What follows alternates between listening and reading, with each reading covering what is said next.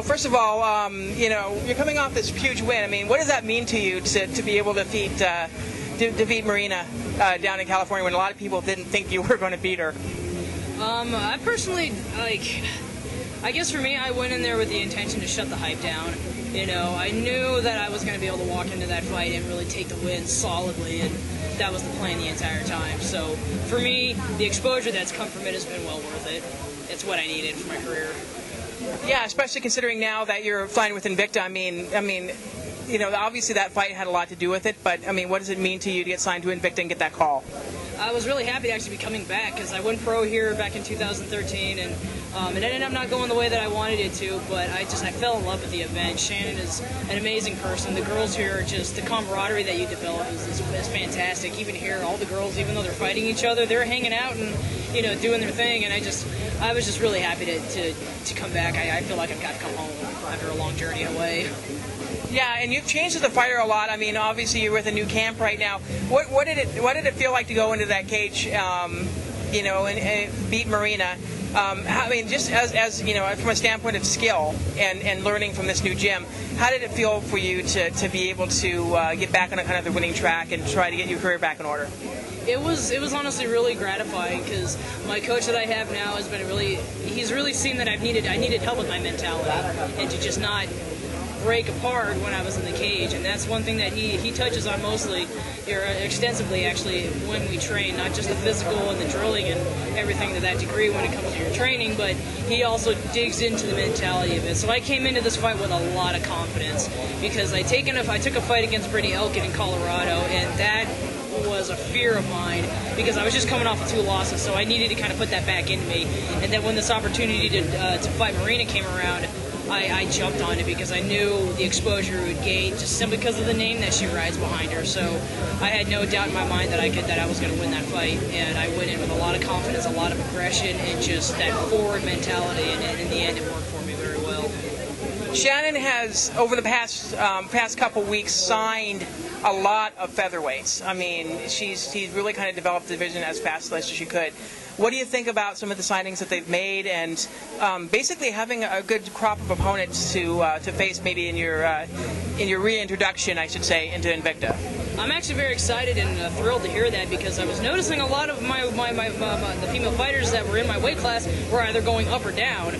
Like Charmaine Tweed's gone to 155, Rothhauser's gone to 155, India's gone down to 135. I felt like my class was emptying out, so I was kind of feeling a little alone, thinking, who am I going to have to fight? Is this going to force me to cut down?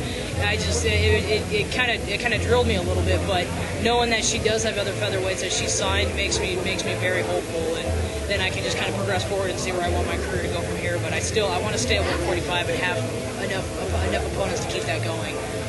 Now, Cyborg is moving down to 135, and if she's successful, then obviously she wants to pursue UFC. That does kind of open the door a little bit to possibly you working your way up to being to that championship match. Do you see a lot of opportunity now on 145 for you to develop as a fighter and to make it to the top of the rankings and get that title at some point? Well, I mean, if Cyborg even had stayed in this weight class, I still saw myself, being able to gain my way through. She's actually been somebody that I've wanted to fight for several years. I just see her as a big challenge, big obstacle, and that is, fighting her, I think, would help really build up my career as well. So, I mean, if she goes to 135 but eventually comes back, that'd be great because I want to fight her, I really do. As my career goes through, I want her to be my big fight that I take. My manager and I did kind of discuss, like, a nutritionist and kind of passing around the idea of me going to 135. And I've been bouncing back and forth between the idea. I wouldn't mind being able to actually get down to be able to fluctuate between the two classes and fight 135 and 145 and just really give myself a lot of opponents because I just want to be able to fight for a long time and have enough people to just keep my career going and just gain that experience and just do my thing in that sense. So, her going to 135, whether she stayed here or not, I was gonna, it was gonna be, I was gonna find that fight one way or another. So, if she comes back, great. I really do want to fight her. If I manage to find my way, get down to 135, I still would like to fight her. Yeah, I mean, it's a really interesting time now. 135 is still developing too. We're still seeing some signings going into the 135 as well. So there's always that opportunity. Yeah, I mean, it's an exciting time. Like I said, do you want to? How soon do you want to fight? Do you think? Obviously, you're not really too scathed from this Marina fight. So, I mean, obviously 9 and 10 are possibilities. So, how soon do you think you'd be ready for a fight? Would you be ready for a fight in November? Oh, absolutely. A lot sooner than not. We've been discussing potential opponents, the date of when that may occur and when and where. So I'm definitely got my mentality ready and on the verge to get another fight going here pretty soon. And I've been back in my training camp and getting that going and keeping up with my training. I haven't signed any official bout agreements or anything like that, but I've had several names passed around to me, and again, some dates that have been passed. So once I get that for sure bout agreement, I'll be ready to go because I'm already training and getting ready for my next fight. Okay, any shout-outs, any sponsors you want to shout out real quick? Yeah, I want to say actually hi to my manager and the team actually from United MMA Entertainment. They've been helping me a lot with everything that I've got going on.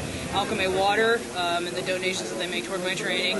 And I want to say hi to all of my teammates back home in Oregon at Animals MMA Fitness and Nutrition. And I specifically want to give a shout out to my teammate and my coach's wife, Veronica Wilson. She's got a fight this weekend. She's an amateur 140. She fights at 140, and she's got a fight here this Saturday that I know she's just going to destroy this girl. So I just want to say good luck to her and say hi to all my teammates and just everybody back home. At the Lady Killer 00 on Twitter. You can follow her also on Facebook. Yes, it's actually the same thing too. Facebook, it's the Lady Killer 00, and same thing with Twitter at the Lady Killer 00 as well. Well, thanks a lot for your time. Absolutely, thank you.